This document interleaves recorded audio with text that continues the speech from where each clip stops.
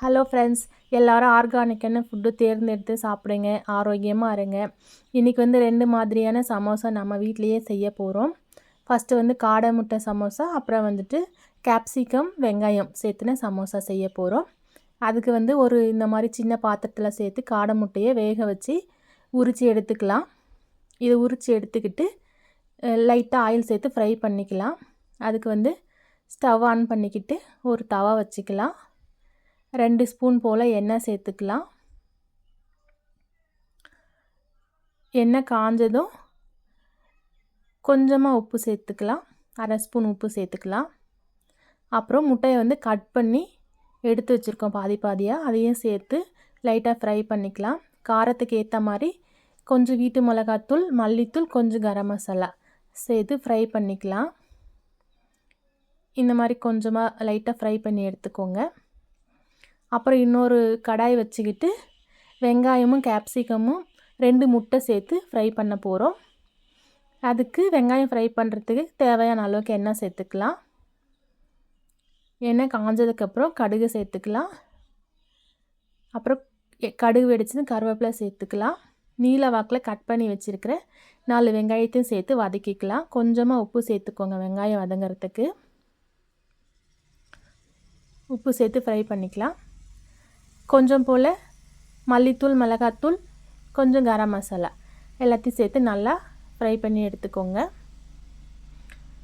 அப்புறம் இன்னொரு தவா வச்சுக்கிட்டு கேப்சிகமும் முட்டையும் சேர்த்து ஃப்ரை பண்ணிக்கலாம்.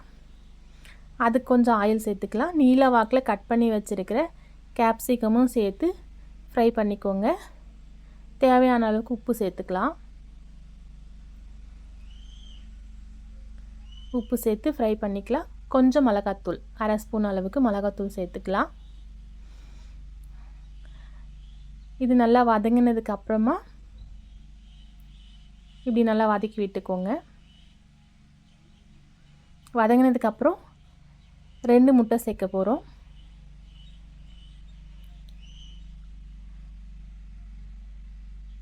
இப்போ வந்து கோழி முட்டை வந்து உடச்சி ஊற்றி சேர்த்துக்கலாம். 2 முட்டையும் உடச்சி ஊற்றி சேர்த்து நல்லா ஃப்ரை பண்ணிக்கலாம்.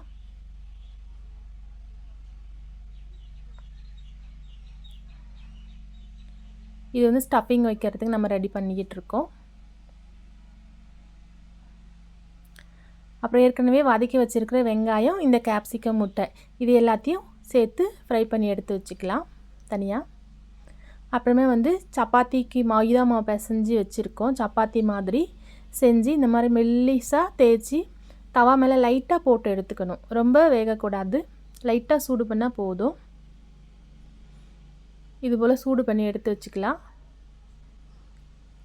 இந்த அளவுக்கு இருந்தால் போதும். அப்புறம் இதை வந்து நீல வாக்கில் கட் பண்ணிக்கலாம். நம்ம கொஞ்சம் போல் மைதா மாவு கரைச்சி வச்சுக்கலாம் ஒரு பவுலில்.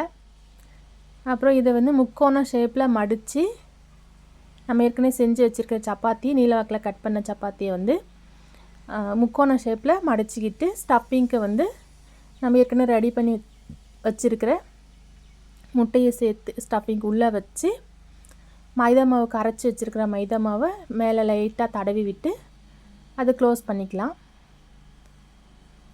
இதே போல் வந்து எல்லாத்தையும் நம்ம ஸ்டஃபிங் வச்சு ரெடி பண்ணிக்கலாம். இந்த மாதிரி ரெடி பண்ணி எடுத்து வச்சுக்கிட்டு ஒரு கடாய் வச்சு ஆயில் சேர்த்து பொரித்து எடுத்துக்கலாம். பாருங்கள், இந்த மாதிரி பொரிச்சிக்கலாம். நல்லா கலர் மாறி வெந்து வர வரைக்கும் நல்லா பொரிச்சிக்கலாம். நம்ம இந்த மாதிரி வீட்டிலையே வந்து ஹெல்த்தியான சமோசா செஞ்சு சாப்பிடலாம். இப்போ வந்து மொறு மொறுன்னு ஹெல்த்தியான காடை முட்டை அண்டு கேப்சிகம் சமோசா ரெடி ஆகிடுச்சு. வீடியோ பிடிச்சிருந்தா சேனல் சப்ஸ்கிரைப் பண்ணிக்கோங்க. தேங்க்ஸ் ஃபார் வாட்சிங்.